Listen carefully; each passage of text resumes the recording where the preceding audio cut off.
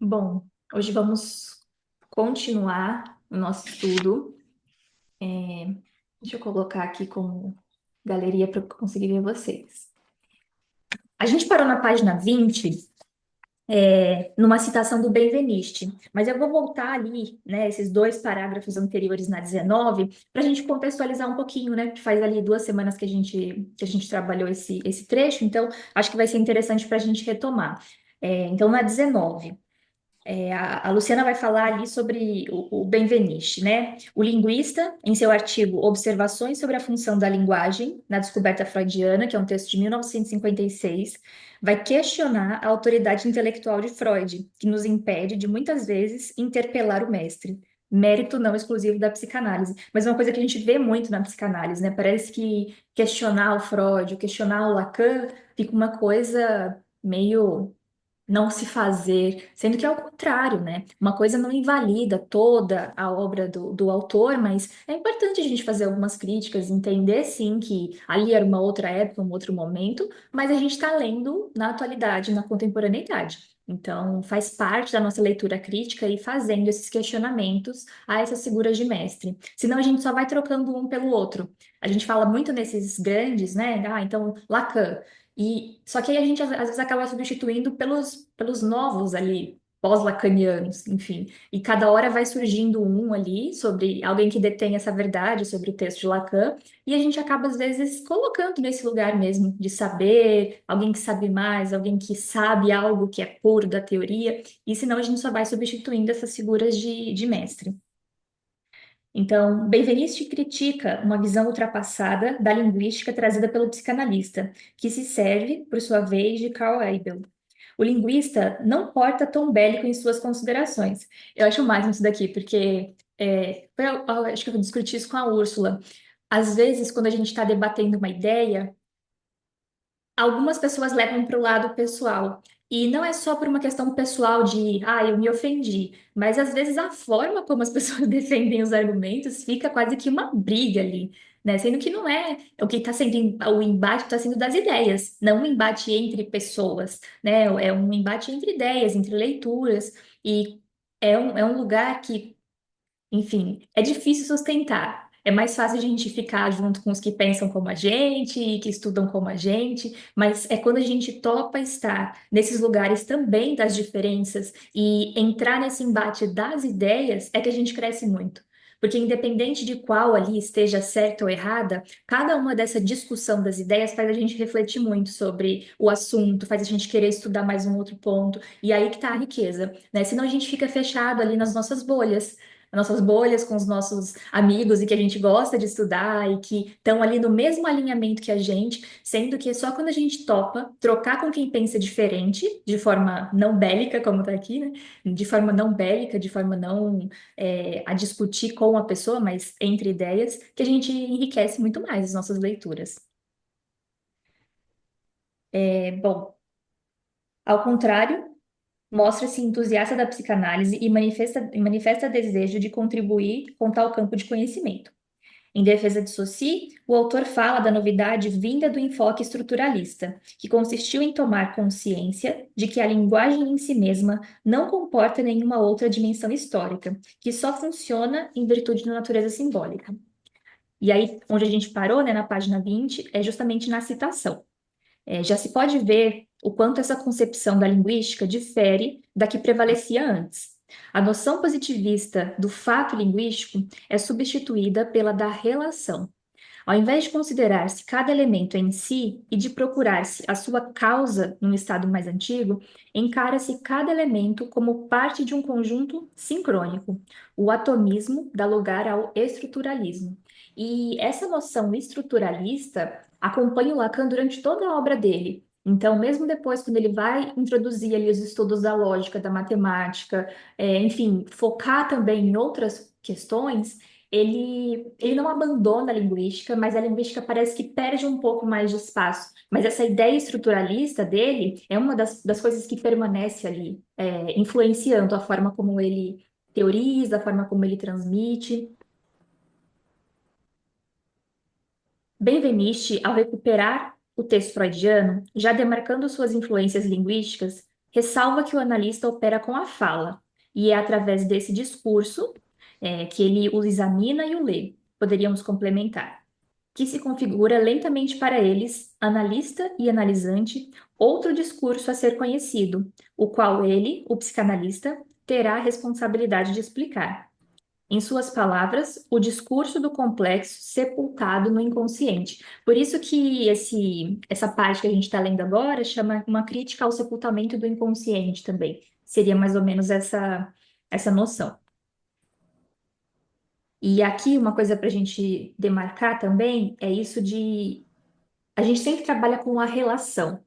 Então, mesmo quando um analisante está falando ali sobre um outro, o trabalho, a mãe, o marido, o cachorro, a gente vai estar escutando aquilo sempre no sentido de relação. Qual que é a relação entre essa que fala e de quem fala ou do que fala? Porque isso é um papel nosso. Senão a gente fica nessa coisa de, ai, mas o paciente só fala dos outros, só vai, tudo é culpa do outro, só fala do outro. Mas é a gente que precisa entender, tá? Mas então qual que é a relação que está ali em jogo? E a partir das nossas intervenções, das nossas pontuações, é que a gente vai fazendo essa leitura e fazendo algum tipo de interpretação. Porque senão não adianta a gente chegar e falar, não, ó, cansei de ouvir falar aí do seu trabalho, vamos falar de você. Quando ela tá falando do trabalho, ela tá falando dela. Só que aí é uma leitura que a gente precisa extrair, né? Então, aqui, quando ele coloca, né, esse que fala, enfim, o discurso que a gente vai intervir, é muito da gente poder aproveitar o material que está sendo trabalhado ali, para a gente conseguir exercer ali, né, fazer as articulações significantes possíveis. Porque senão fica essa ideia de que o analisante vai levar tudo pronto, né? Ah, então a minha relação com essa pessoa, né, o meu problema com isso. Enfim, e não é dessa ordem, né? Vai passar pela nossa leitura daquilo que está sendo trazido. Diga, Vitória. Boa tarde. Tá dando para me ouvir? Tá dando sim. Tá bem. Lorena, eu tenho uma pergunta, que você trouxe isso da relação, né?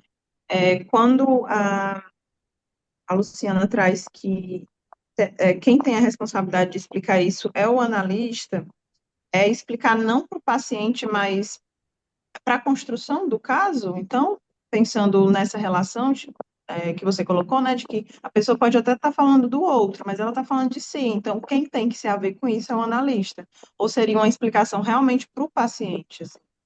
Não, seria uma explicação no sentido da gente saber do que está trabalhando. Tipo assim, teoricamente, na construção do caso, vai entrar essa explicação.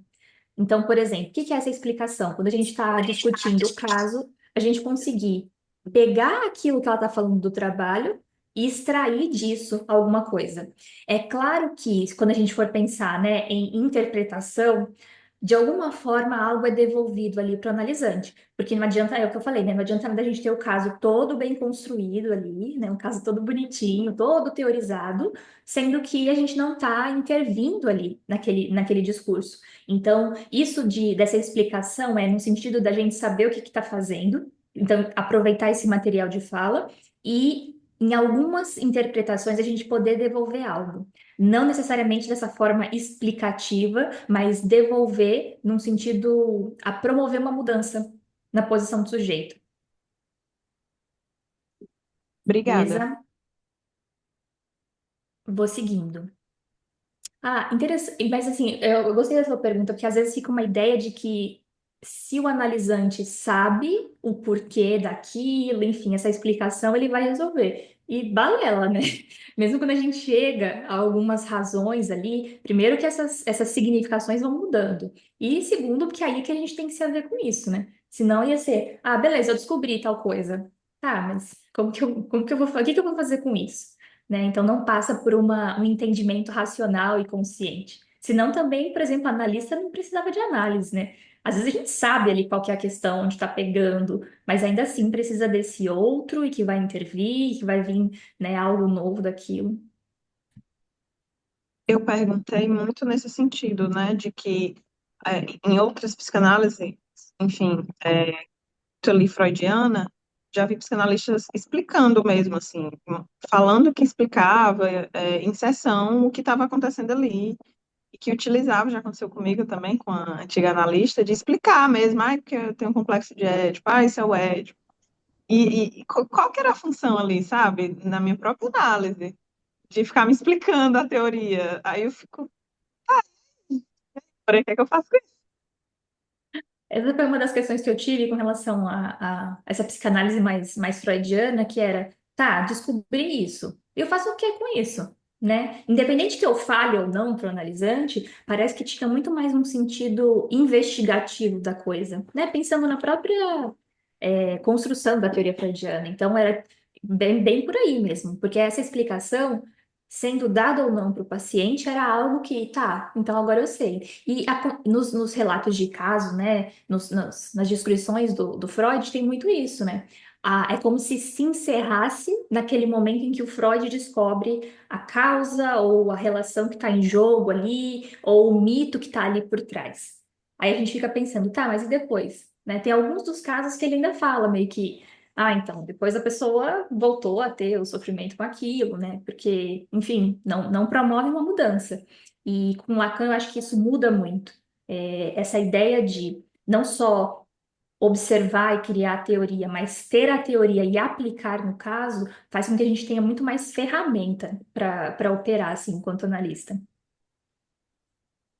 Bom, continuando. O no, desse no inconsciente, né, pressupõe um lugar, pressupõe o inconsciente como um lugar. Onde localizar tal instância psíquica é base, portanto, de toda a teoria freudiana. E essa é a leitura que o linguista faz de Freud. Mas ter um lugar destinado ao inconsciente vai contra o que Benveniste entende por linguagem, e, consequentemente, vai contra a linguagem operada por Lacan em sua proposição de que o inconsciente é estruturado como uma linguagem. Seguindo seu ensaio, algumas tensões abrem novas possibilidades para entender a direção da cura, promovida por um processo analítico.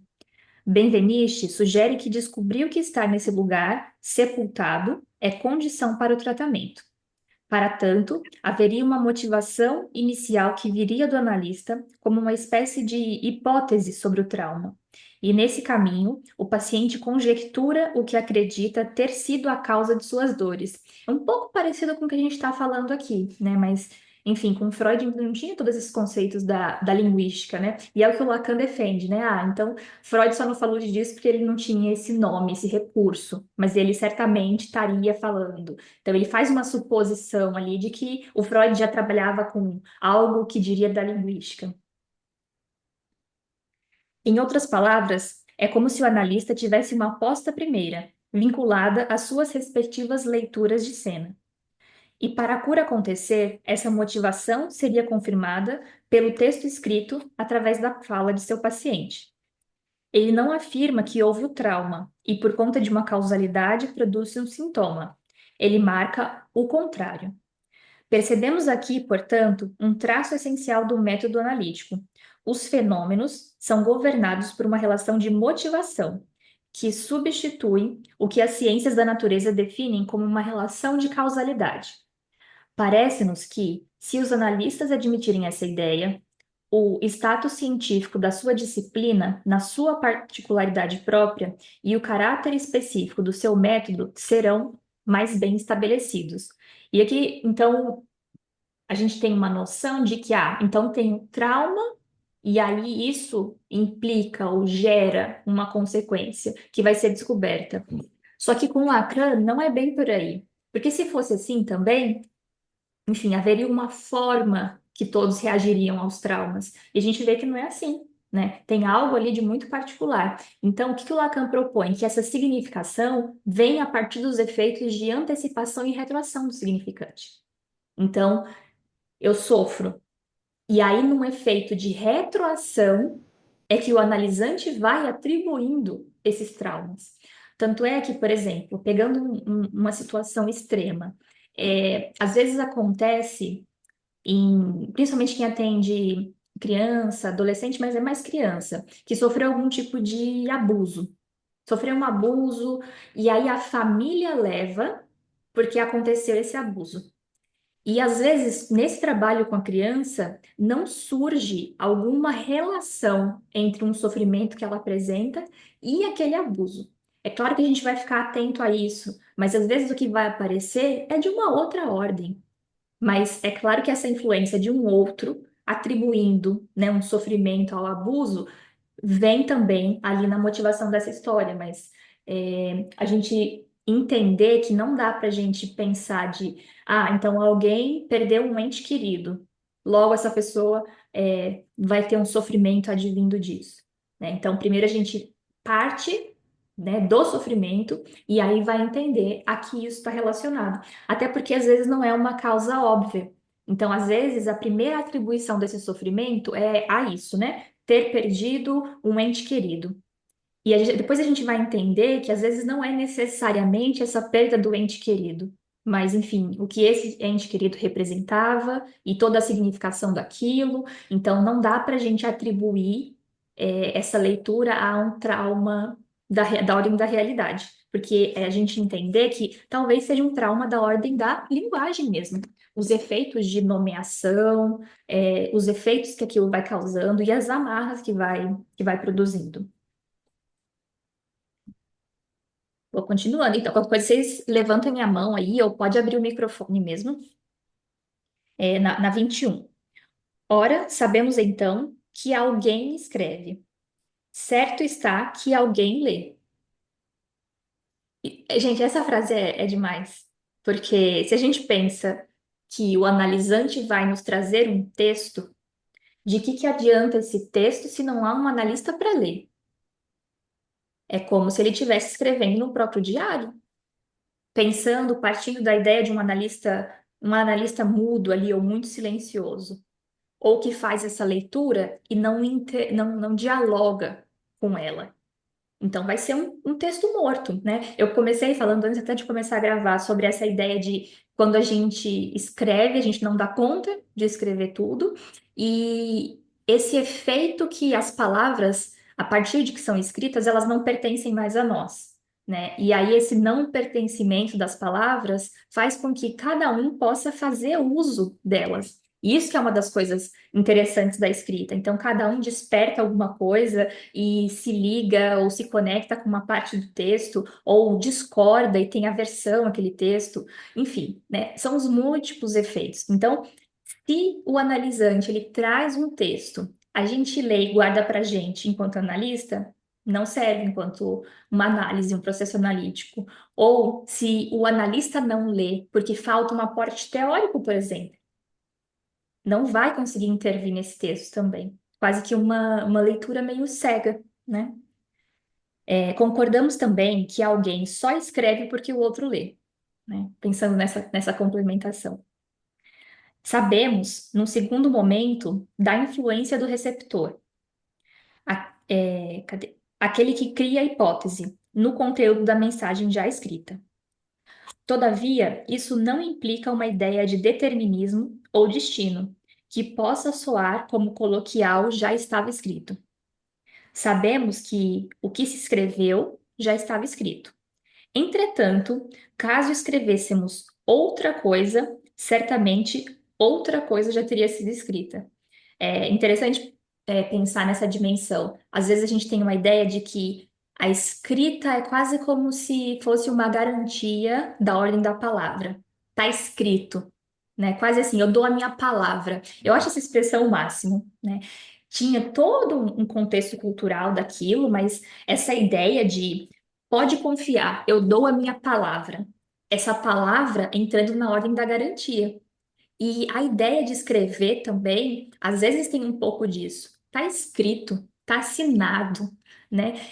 O cartório entra aí com a maior representação, né? Tá reconhecido a firma em cartório, como essa garantia da palavra e assinada mesmo, passada por um escrito. Mas tem algo da escrita que é dinâmica. Então, é interessante pensar que algo que está ali registrado, teoricamente não se muda, mas que é extremamente dinâmico a partir do momento que a gente tem os interlocutores, né? Deixa eu ver, alguém colocou alguma coisa aqui, algum comentário.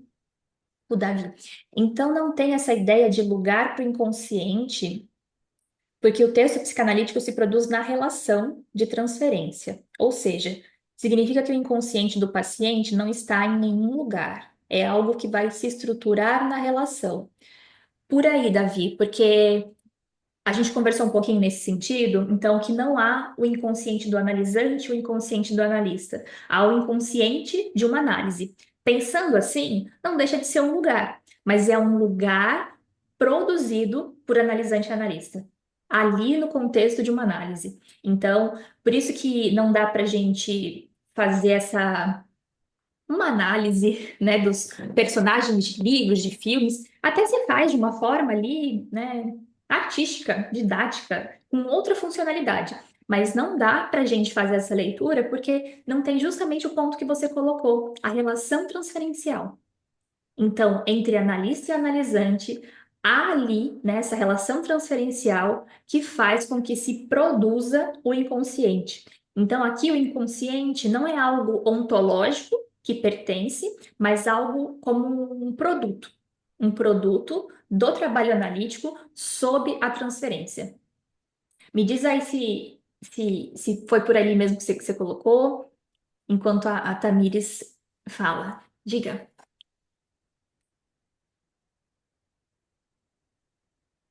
Não estamos te ouvindo ainda. Agora sim. Eu fiquei pensando nessa coisa da escrita, e enquanto hoje eu estava lendo sobre repetição, e aí sobre o que se repete, mas não da mesma forma, né? Tem sempre algo de diferente na repetição. Eu tô E ouvindo, só vou aí eu fiquei conectar na pensando, tomada, senão vai acabar minha tá? bateria. Eu fiquei pensando da coisa de que quando se está escrito, você lê a mesma coisa, mesmo que você consiga dar um sentido diferente a cada vez que você lê. Quando se diz disso, às vezes você não vai conseguir repetir a mesma frase igualmente todas as vezes que você quiser repeti-la. E aí eu fiquei pensando nisso aqui enquanto essa coisa da escrita, né? Que você consegue ler uma frase igual, porque ela está escrita do mesmo jeito. Então tá escrito, mesmo que você consiga dar novos sentidos para ela. Mas quando é dito, né, só no nível da palavra, você não consegue, às vezes, reformular a mesma frase que você reformulou. Às vezes você está numa conversa e você fala assim, o que que você falou? Não lembro. O que que você acabou de dizer? Não lembro o que que eu acabei de dizer. Porque já fugiu do que você disse. E aí você não consegue formular a mesma frase que você acabou de dizer. Você vai dizer do mesmo, mas não do mesmo jeito. E aí eu fiquei pensando disso aqui, né? Nesse nível que você falou, disse que tá escrito, tá escrito. Você consegue dizer porque tá escrito ali no nível da palavra. Mas no que se diz, você não consegue, você consegue dizer do mesmo, mas não do mesmo jeito, da mesma forma, com as mesmas palavras, duas vezes. Ô, Tamires, mas olha que interessante, isso rende uma provocação boa. Ainda que a gente consiga dizer exatamente com as mesmas palavras, isso pode mudar, porque mudando a significação. Isso acontece muito com aqueles ditos que a gente carrega, né? Ai, desde que eu nasci, minha mãe falou que eu seria destinada às grandes coisas. Ou, né, meu pai falou que eu sou igualzinha à minha tia. Às vezes isso se carrega na mesma estrutura, com as mesmas palavras. E vai se repetindo, repetindo, repetindo, com uma significação. A partir do momento que entra um analista ali, aquilo pode adquirir uma outra, né? Então, tem um recorte, uma vinheta clínica interessante. Uma paciente carregava, né, um dito desses e era de que ela era burra. Então, enfim, durante toda a história, ela foi marcada por esse significante burra. E chegou ali, né, enfim, no momento da análise, e ela atribuía esse burra enfim, não ter capacidade intelectual, sempre com esse sentido comum da palavra burra. E aí chegou um momento ali que ela estava reclamando sobre não estar conseguindo fazer as coisas, sobre parecer que nada na vida dela está andando, que está parada. E aí eu interroguei, se o burro era aquele que empaca ou aquele que não sabe. E aquilo produz ali uma mudança na significação. Então, aquilo que estava fixado, burra como aquele que não sabe, eu levo ali uma outra significação possível. Será que burro é aquele que empaca, que paralisa. Então, a partir disso, a gente conseguiu desenrolar uma outra situação. Mas para a gente ver como esse eu sou burra, eu sou burra, eu sou burra, mesmo repetido muitas vezes, exatamente no mesmo formato, ainda assim dá para significar uma coisa diferente. Mas é interessante isso que você falou, que é difícil a gente conseguir restituir ali a mesma coisa. E da gente ver como que a linguagem, ela não nos pertence, né? Eu falei um pouquinho dessa ideia aqui, o Juan usa uma analogia para falar quase como se a gente fosse hospedeiro da linguagem, né? Ela nos habita ali, mas ela não nos pertence. A gente não domina ela. E tanto é que a gente vive derrapando, se enrolando com as palavras. Bom, continuando aqui, qualquer coisa vocês me interrompem. Seguindo seu ensaio, algumas tensões abrem novas possibilidades para entender a direção da cura, promovida por um processo analítico. Benveniste, não, isso eu já li. Mas enfim, Benveniste sugere que descobrir o que está nesse lugar sepultado é a condição para o tratamento. Para tanto, haveria uma motivação inicial que viria do analista, por uma hipótese sobre o trauma, e nesse caminho o paciente conjectura o que acredita ter sido a causa de suas dores. Em outras palavras, isso também já li. É uma aposta primeira relacionada às respectivas leituras de cena, e ele não afirma que houve o trauma e por conta de uma causalidade produz o sintoma, ele marca o contrário. Isso eu também já li. A citação eu li, gente, me ajuda aí. Pronto, Leo, você está na página 21 já, 21 já. e já leu também depois da citação. Vai No começar agora Benveniste, no no segundo Benveniste. parágrafo. Benveniste recorre. Me perdi, obrigada, gente. Benveniste recorre a uma realidade produzida no momento em que é verbalizada, como uma nova cena instaurada à medida que uma história é contada.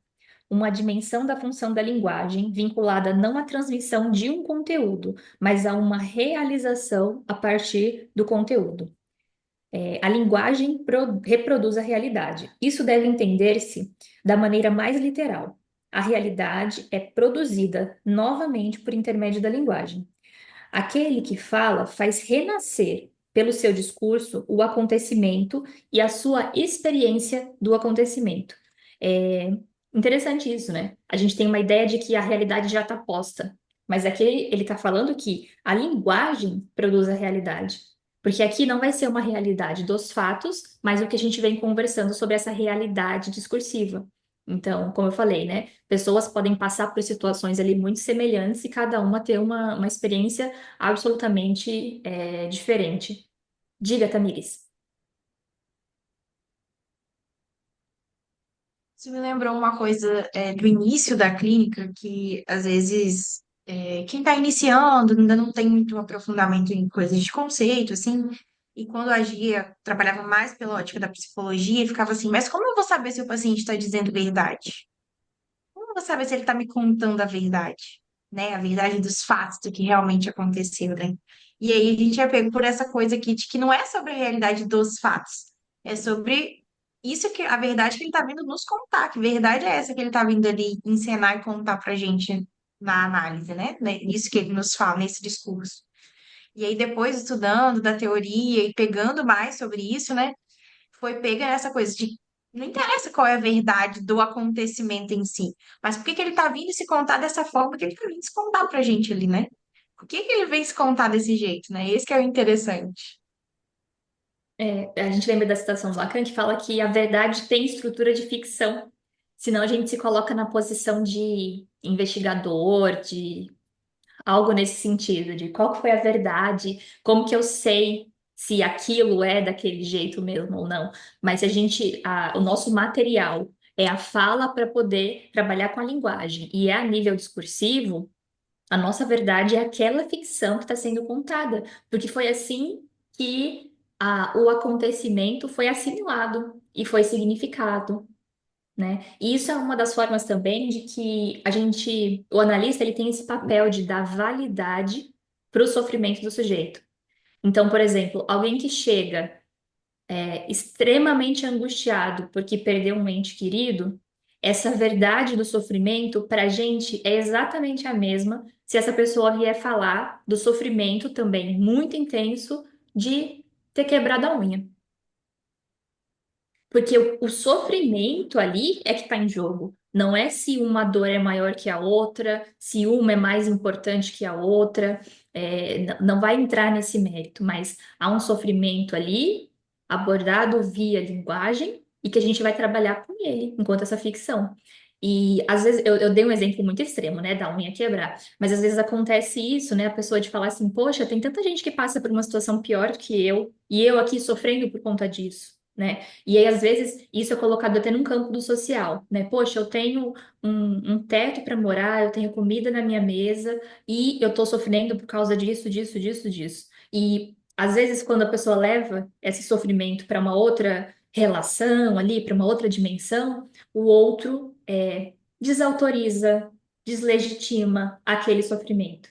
E aí vem o clássico, né? Nossa, mas você tem tudo, por que que você está deprimido? Então, o papel da análise também é de poder construir esse lugar para falar dessa dor, que às vezes parece que não cabe em lugar nenhum. Diga, Vitória. Eu acho muito interessante isso da psicanálise, principalmente lacaniana, porque quebra um pouco não, quebra muito a lógica biomédica e biologicista, né?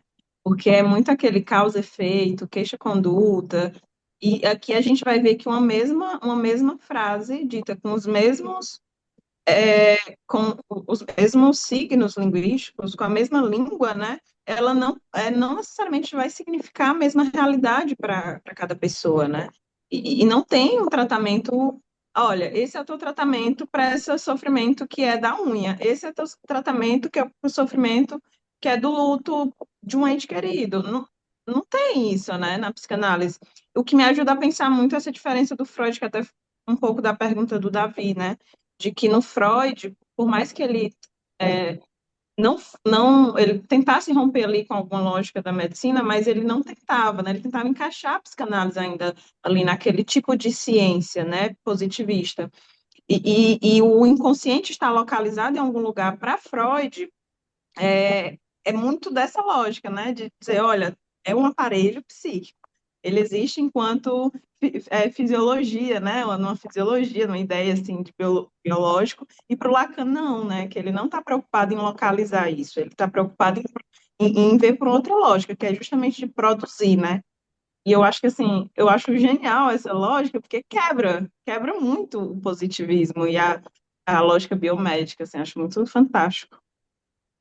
Tanto é que se a gente pega Freud antes da psicanálise ser a psicanálise, se a gente pega o projeto para uma metapsicologia freudiana, ele tenta estabelecer o inconsciente em termos neuronais. Então, assim, ele chega a desenhar ali, ele chega a esquematizar como seria isso. E aí, só depois que ele coloca isso como sendo relações tópicas, em que não importa essa localização anatômica, qual parte do cérebro está o consciente, por exemplo, mas para uma dimensão de que o que importa seria a relação entre. Então, entre o inconsciente, consciente, pré-consciente. Tem duas observações. Deixa eu Essa só é a né? mutar, tem algum aqui. Pronto.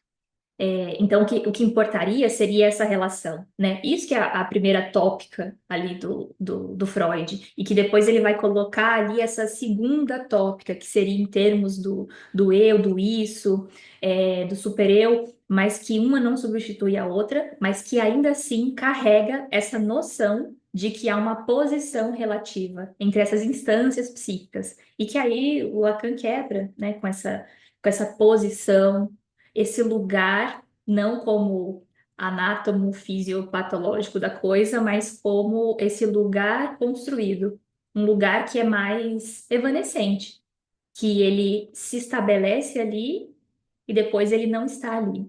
Então, essa ideia de que a gente precisa estar trabalhando para poder produzir inconsciente. Não é que o inconsciente está lá e a gente só vai observar através, né, do que ele vai colocar, o Freud vai colocar como as manifestações do inconsciente. O xiste, o lapso, né, o ato falho. Isso fica muito evidente também em psicopatologia da vida cotidiana, quando ele vai dar aqui os exemplos, né? Ó, aqui tem algo do inconsciente, né? É mais um inconsciente atestado do que um inconsciente construído, como Lacan vai propor. E é o que você falou, quebra totalmente com essa lógica positivista. E mesmo pensando, né, na psiquiatria, a psiquiatria obedece essa ordem médica, né? Então, para a psiquiatria, né, eles veem a abordagem da psicanálise como sendo mais efetiva para transtorno de personalidade, alguma coisa nesse sentido, ou relações, problemas nas relações pessoais. Então, é muito curioso como isso acaba implicando num pouco encaminhamento dos pacientes para uma análise. Por quê? Vai ficar focado, então, nessas terapias específicas. Ah, então perdeu alguém, o ideal seria ir para uma terapia do luto. Uma pessoa com um transtorno obsessivo compulsivo, o ideal seria ir para uma TCC. Tal problema seria uma terapia do esquema. Então, seriam essas abordagens específicas ali. E aí, isso que a Vitória falou também é interessante, porque vira e mexe a gente vê na psicanálise essas abordagens específicas. Então, por exemplo, a análise, né, a psicanálise voltada para afetividade, psicanálise do luto, psicanálise das relações sociais, psicanálise, sendo que o sofrimento ele não vem categorizado para a gente e não cabe a gente categorizar eles. A técnica é a mesma. Não é como se a gente fosse trabalhar diferente com uma pessoa que está em luto e uma pessoa que está ali com a unha quebrada. Alguém até comentou desse exemplo. Deixa eu ver aqui. Engraçado que a Lorena falou da unha. Eu tinha uma paciente que sofria se pintasse a unha de roxo. Ela queria voltar a pintar a unha dessa cor, mas quando tentava sofria demais. Roxo fez aparecer várias cenas. A unha roxa foi o que carregou várias amarrações no caso dela. Pois é, e se a gente não trabalha na dimensão de que isso é um sofrimento e que a gente vai abordá-lo via linguagem, a gente invalida isso, né? Tipo, nossa, pintar unha de roxo? Só vai lá e pinta. Você não quer? E aí vai para uma ordem de um querer e fazer. E, enfim, né? Hoje em dia isso está muito forte, porque vem as máximas de que para você conseguir, é só você querer, só você se esforçar. E isso gera uma barra de sofrimento também, no sentido de, tá, então se eu não consigo, ou porque eu não quero o suficiente, ou porque eu não me esforço o suficiente, como se essa fosse a única razão ali para atribuir essa relação entre conseguir ou não conseguir alguma coisa. Então, enfim, esse discurso está operando, está vigente, né? São as máximas que colocam ali. Tem livro de autoajuda que fala sobre isso, tem muito coach que vai falar sobre isso, de carreira, de tudo mais, e que vai levar para um canto assim. A Diana perguntou: responsabilização subjetiva? Fora da análise, não seria, né? Mas a gente faz essa leitura e trazendo para o nosso vocabulário, para os nossos conceitos, que acabaria sendo. Então, aquele que é unicamente responsável por aquele sofrimento. Então, enfim, algumas análises vão ser conduzidas nesse sentido, que também não é sobre eximir toda e qualquer responsabilidade, mas não é atribuir só à pessoa que sofre, porque lembra que a gente está tudo em relação. Então, tem algo ali que é articulado e que vai precisar ser abordado. O porquê dessas amarras. Mas se fosse isso, né, na questão das análises, já é um problema muito grave e um problema para o campo psicanalítico, enquanto campo, enquanto leitura da psicanálise, mas isso já está muito mais arraigado e popularizado no senso comum e que virou um discurso operante na nossa contemporaneidade, né, do se você quer, você consegue. E aí isso para tudo. Ah, eu quero fazer milhões. Ah, então é só você querer e se esforçar para aquilo. E a gente sabe que não é assim, né? Mas esse discurso vai gerando sofrimento. Algumas dessas pessoas chegam à análise. Com essas, a gente consegue trabalhar. Agora, imaginem se uma pessoa que já está sofrendo por conta disso vai para uma análise em que se direciona para algo de uma responsabilidade subjetiva, é quase como se fosse um atestado da incapacidade, da falta de recurso que essa pessoa tem para conseguir chegar onde quer. Então, aí é o que seria algo como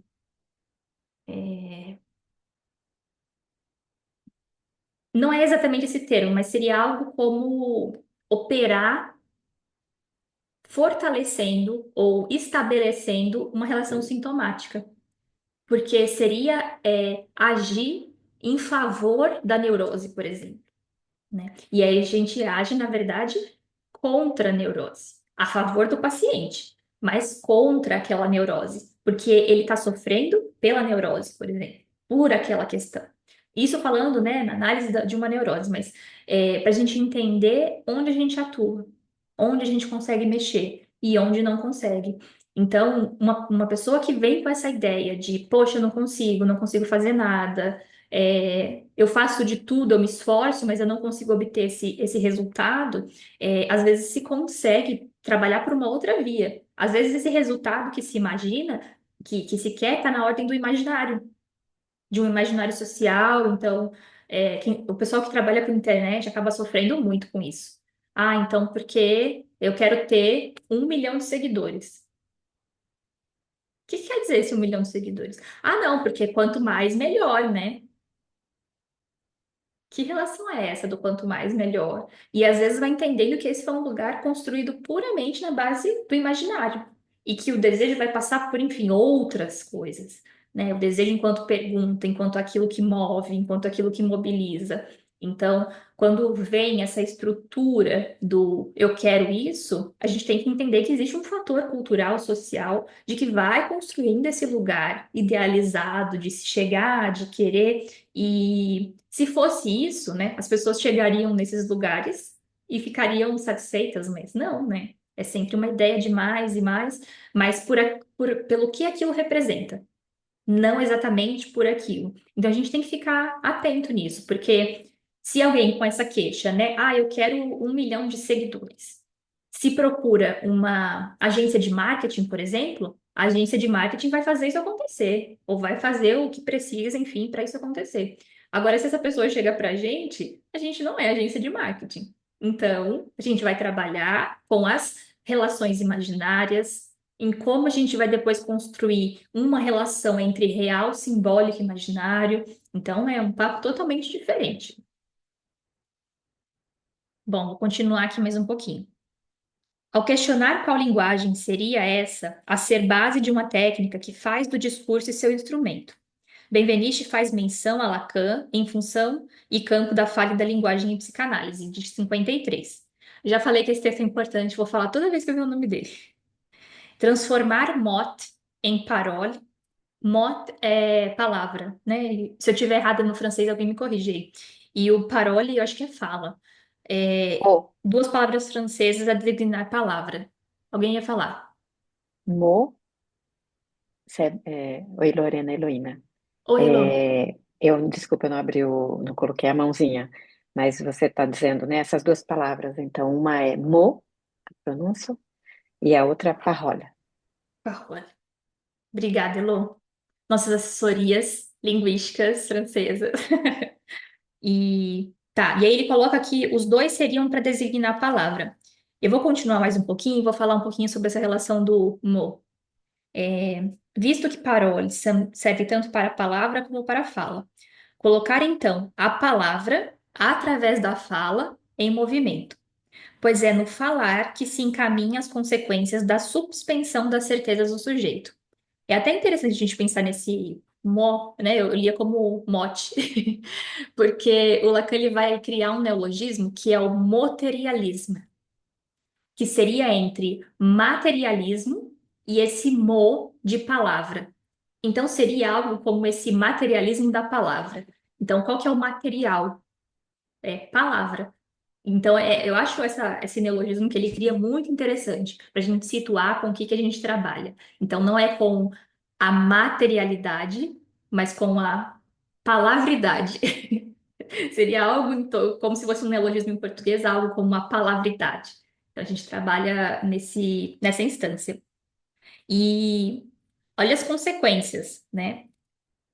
Encaminha as consequências da suspensão das certezas do sujeito. Por isso que eu falo que uma análise ela é muito mais para desbastar a gente das certezas do que para reforçar essas certezas. Por isso que uma análise, né? Eu gosto de falar que ela serve mais para a gente se desconhecer do que para a gente se conhecer. Esse desconhecer seria suspender essas certezas do sujeito. Como, por exemplo, aquele eu sou burra. Então, essas certezas sobre quem se é, sobre,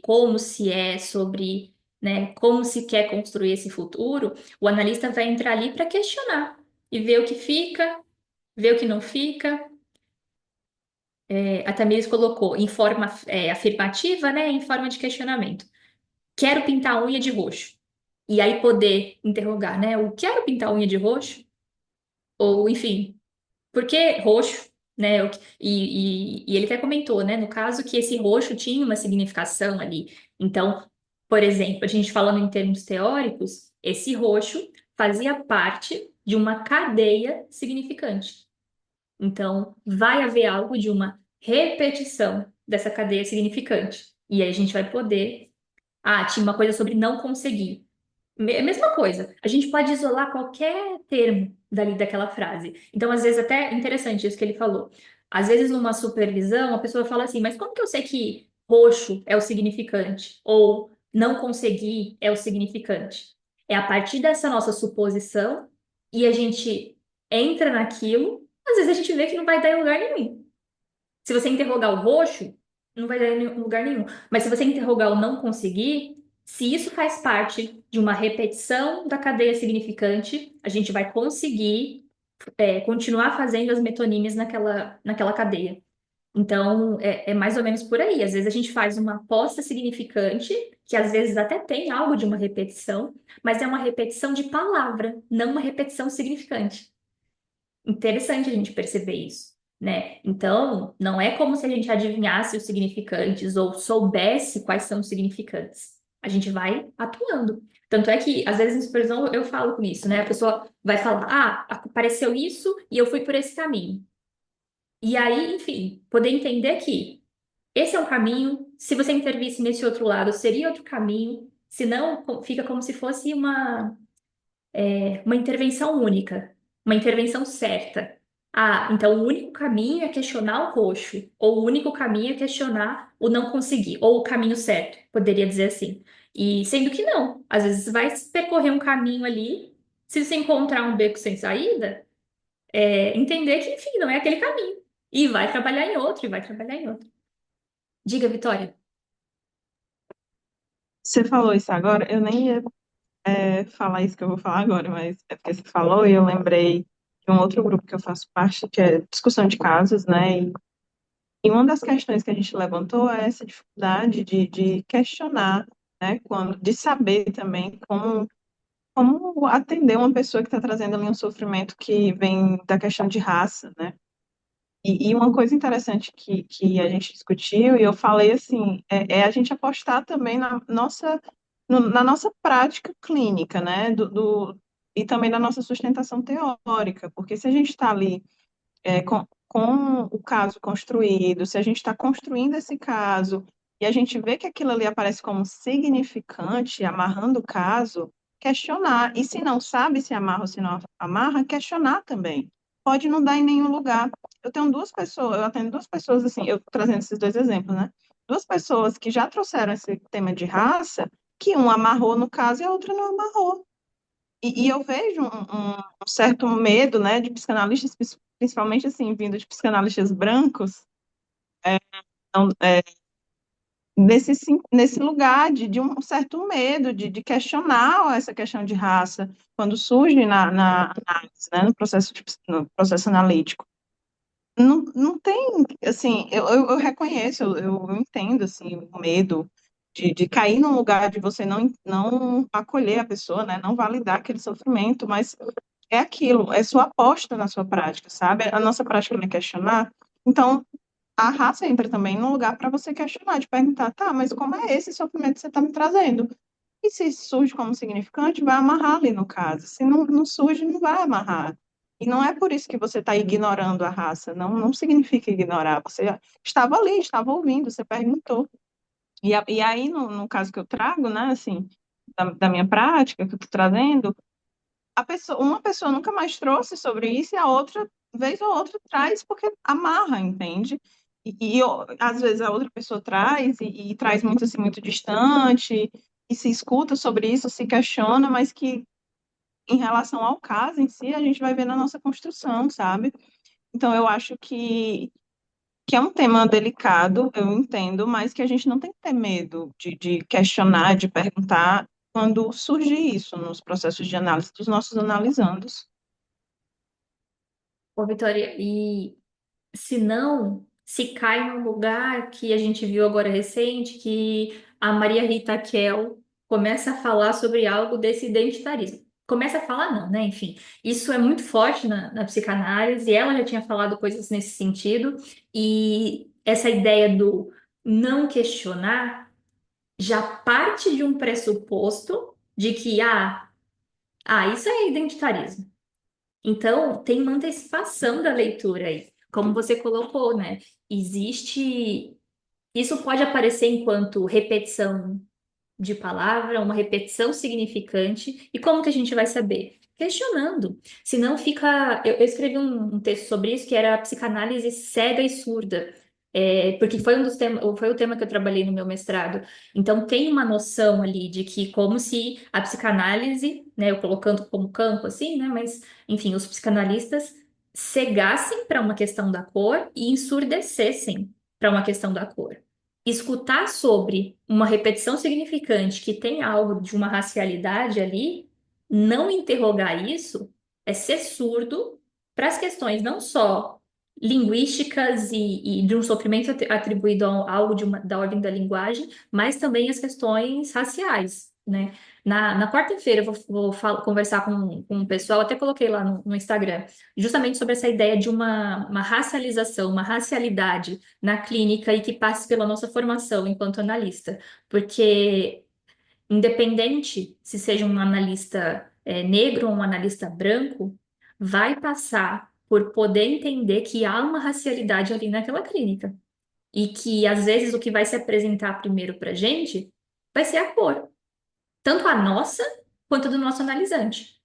Então, é, isso ser material de análise vai passar, às vezes, por, enfim, algumas análises nunca entrarem em questões de racialidade e outras ser tema central, ou um tema que tangencia. Mas a gente só consegue saber isso questionando e interrogando. Deixa eu ver aqui.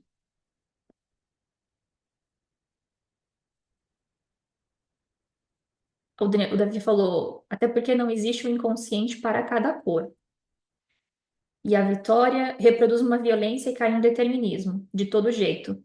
A raça vai ser sempre identitarismo? Exato, né? Em Apolo a gente tem uma discussão com relação a isso, né? Eles têm uma proposta ali com relação ao PIC, que seria da inclusão, de racismo. E tem uma parte ali mais do pessoal da Argentina defendendo enquanto segregação, né? Mas principalmente o pessoal do Brasil tem batido na tecla de que seriam coisas diferentes. Apesar de falarem de raça, tem algo no racismo que se evidencia diferente do que entre só uma questão racial. E aí, até pensando num exemplo de, enfim, algumas pessoas comentaram ali dessa ideia de que não ter a foto ali no WhatsApp, por exemplo, quando a pessoa vai marcar uma sessão, e aí chegar para essa sessão e falar: Ah, eu não sabia que você era negra, né? Falar para analista. E isso ser uma questão. Ou essa pessoa não voltar, ou até dar uma desculpa e não entrar na sessão. Então, entender que isso está ali posto o tempo inteiro. Então, o analista nem chegou a começar ali, não falou nada. Mas algo na cor evidencia, aparece. E que, enfim, acaba às vezes sendo esse material.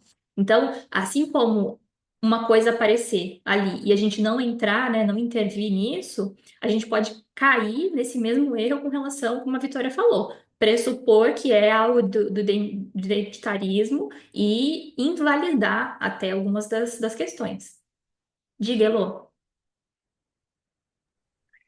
Hello, isso que você estava falando, né, sobre segregação aqui na França, com alguns pares com os quais eu estudo, isso pode aparecer muitas vezes dessa forma, né? Como uma questão, ter essa leitura, né, do identitarismo pronunciado, né? Assim, pelas pessoas, por algumas pessoas, como segregação.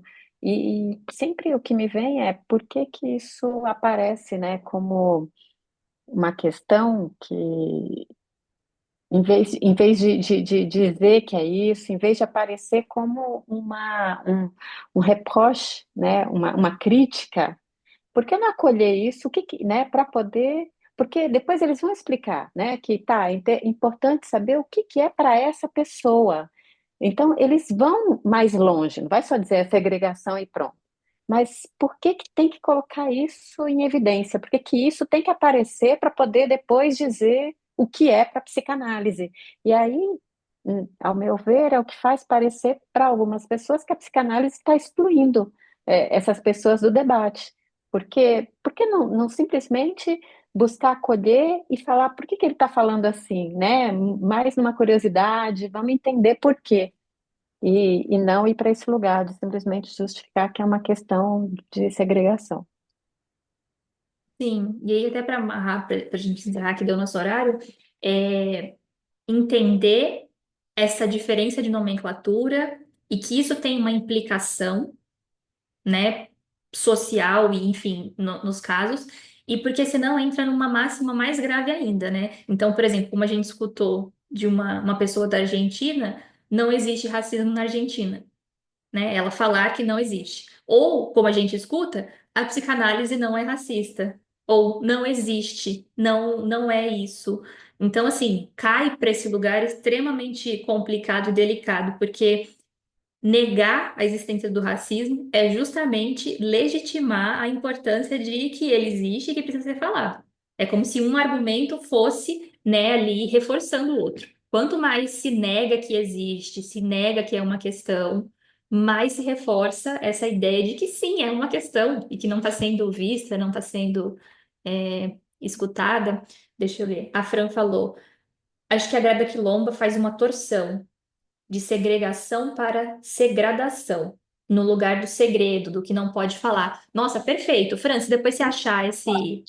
segredação. Desculpa se Uhum. eu disse errado. É segredação para falar. Segredação, sim, mas tem muito interessante nesse lugar de segredo do que não pode falar. Então, não, a gente não fala sobre isso. Se você achar depois onde tá, manda lá no grupo pra gente, por favor. E o Davi, no texto da dinâmica da transferência, Freud fala que as pessoas desenvolvem um tipo de clichê e estereótipo, que são reimpressos ao longo da vida. O analisando pode encontrar na figura do analista um estereótipo que evoca ideias que já se encontravam antecipadamente presentes. E a gente só vai chegar nessas coisas questionando.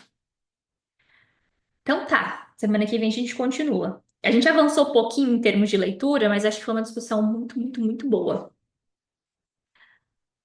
Então, obrigada, pessoal. Até semana que vem. Um Tchau, beijo. até a próxima. Até. Obrigada, Lô.